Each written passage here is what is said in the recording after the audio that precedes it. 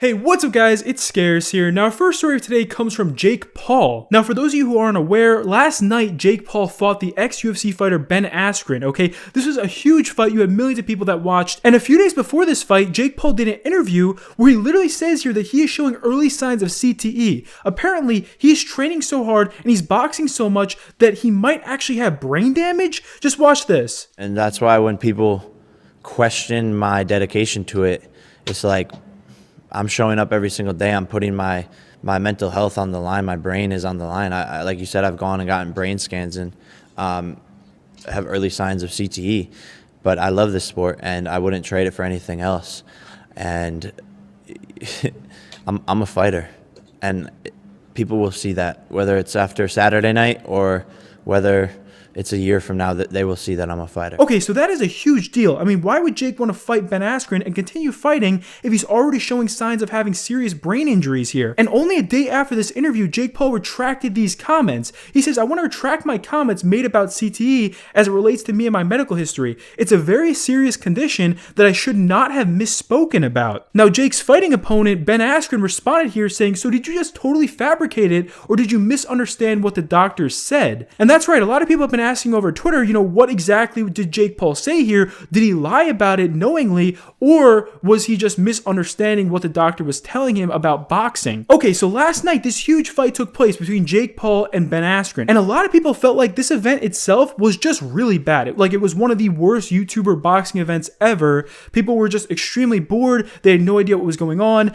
There was bad audio at times. It seemed like the event was all over the place, and you had a lot of people on Twitter criticizing the event, saying that it just was terrible and that it was not worth $50 for pay-per-view. The YouTuber Muda tweeted out saying, this Jake Paul boxing event over Triller is such a waste of $50. Literal Fisher Price production values, and this is coming from a sleep-deprived dude who films in the dark. Now before Jake's fight, while this event was live, they had a pre-show, okay? And they got the comedian Pete Davidson to interview Jake Paul. But during this interview, one of Pete's questions to Jake Paul was censored. They literally cut out what he said on the broadcast. Just watch this. You remind me of when Charlie Sheen, when he went on his winning tirade. Everybody was just like, go off, dude, go off.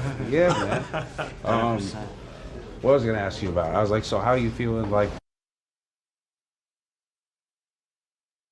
how you... Bro, you can't joke around about that. No, I'm not. No. I'm like, you good? I'm good, bro. I'm good. Really good? What's popping with that? Nothing. Right? Yeah.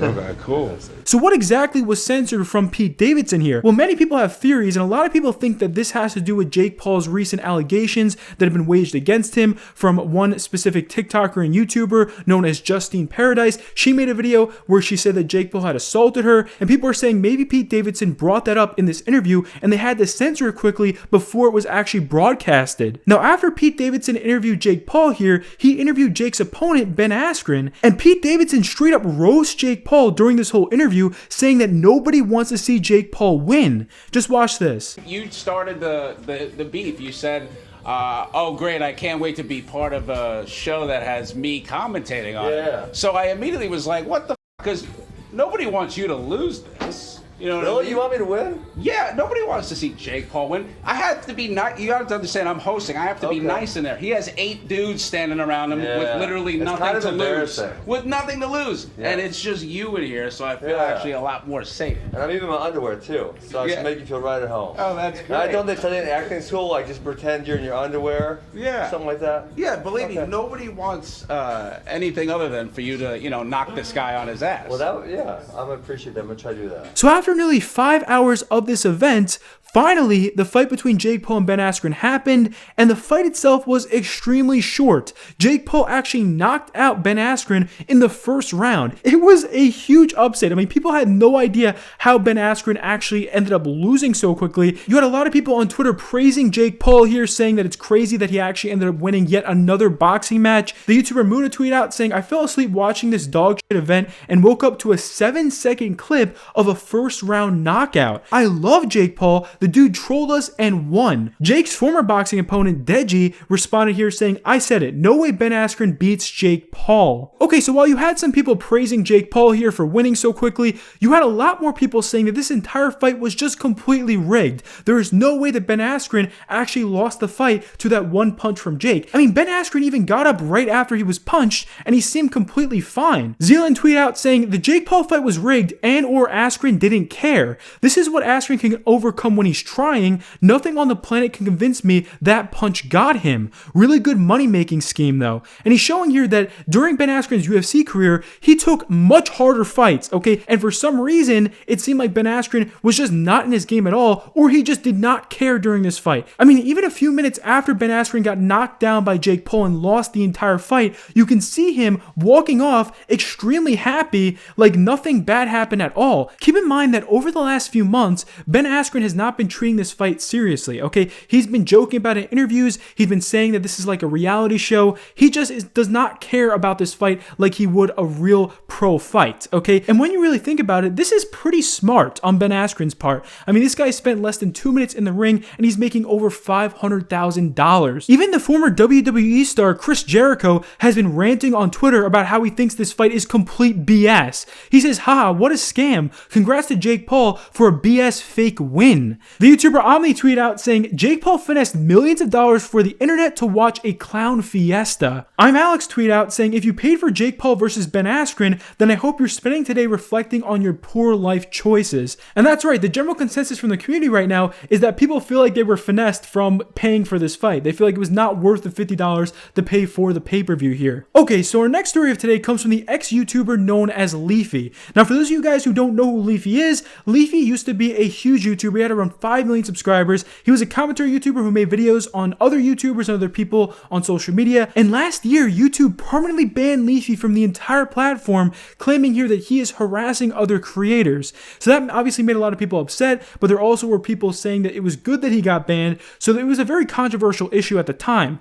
Now, since then, Leafy has been on other social media accounts. He tried to stream on Twitch for a while, but his Twitch account ended up getting banned, and now he's really only been on Twitter and Instagram. And then just yesterday, Leafy was actually banned on Twitter. That's right, Twitter has completely banned Leafy. And this pretty much means that Leafy has been completely erased from the internet. I mean, he has like almost no social media accounts left. Twitter banned him, Twitch banned him, YouTube banned him, so he cannot actually tell his fans what's going on with his life anymore. And you have a lot of YouTubers tweeting out saying this is just the end of Leafy. Rest in peace to Leafy, because he can no longer come back on social media and actually talk to his fans. Now, one of Leafy's last social media accounts left is his Instagram account, and he posted to his Instagram actually saying here, I would love to see Leafy try and exist in today's current landscape. And he posted that meme from H3H3, and it turns out that H3H3's statement was completely true. I mean, he really can't exist in today's landscape, and this might be the last time we ever talk about Leafy on this show. I mean, he really just doesn't have that many social media accounts left. Now, the next story for today comes from the massive YouTuber known as James Charles. Now, for those of you who don't know, over the last few months, James Charles has had a lot of allegations waged against him from minors, saying that they actually got inappropriate messages from James Charles where he was trying to hit on them. Now, James Charles has responded to a few of these allegations, saying that these people had lied to him about their age,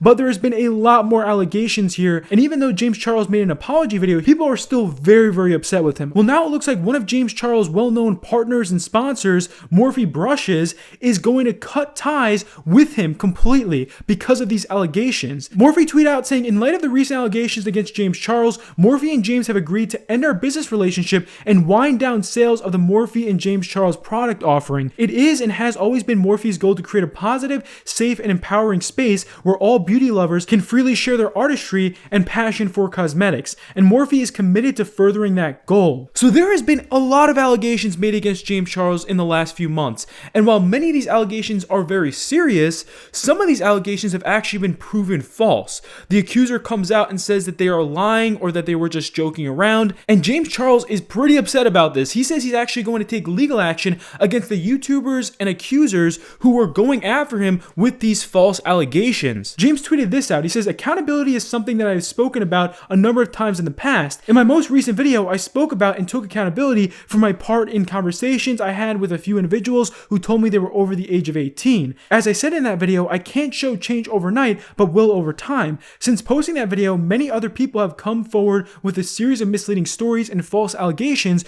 which have been reported on by many people, creators, and news outlets. My legal team has begun taking action against those who have spread misinformation and or created completely fake stories, as this has gone too far. These stories have caused many of my long-term partners to receive considerable negative feedback, one of them being Morphe. I've loved every moment working together and am beyond grateful for what we've created together. That being said, I reached out to them and we mutually agreed to wind down our James Charles and Morphe collaboration, which is my only project with them. I'm continuing to take time away to learn, grow, and listen, and look forward to coming back one day in the future as a better version of myself. Now, one of the main YouTubers who has been spreading awareness about these James Charles accusations is Ethan Klein from H3H3. He actually responded to James Charles' tweet here saying jail. Then he responds back saying, last I counted, there were 17 total accusations, 10 of which are minors, 2 James has confessed to. Tell me which ones are lying. Now, our final story of today comes from David Dobrik and the YouTuber Dirty Dom. Now, over the last few months, David Dobrik has gotten a lot of backlash,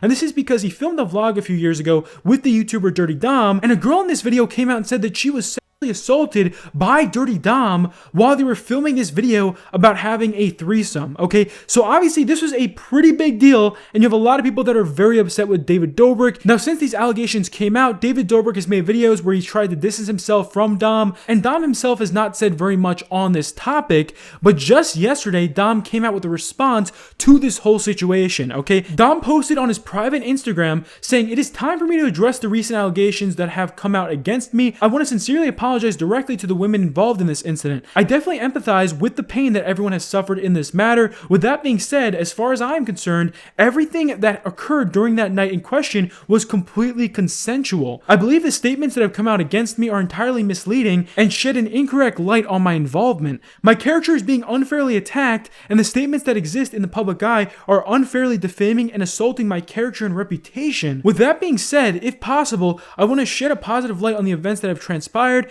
and show the world who I truly am. I recently donated my time as well as thousands of dollars to several women's rights groups to show my support for the unjustified and unnecessary struggles that women endure in our society on a daily basis. It's time for all of us to demonstrate more respect for one another in every facet of life." Now, the journalist who originally broke this entire story, Kat from Insider, responded to this saying this well overdue response from Dom in one word: gross. Let's take this one sentence at a time. First, Dom hasn't directly apologized to Hannah or any of her friends once. Second, Dom was sent every allegation in this story days ahead of time to comment on, and he didn't respond. The phrase assaulting my character and reputation is really a choice.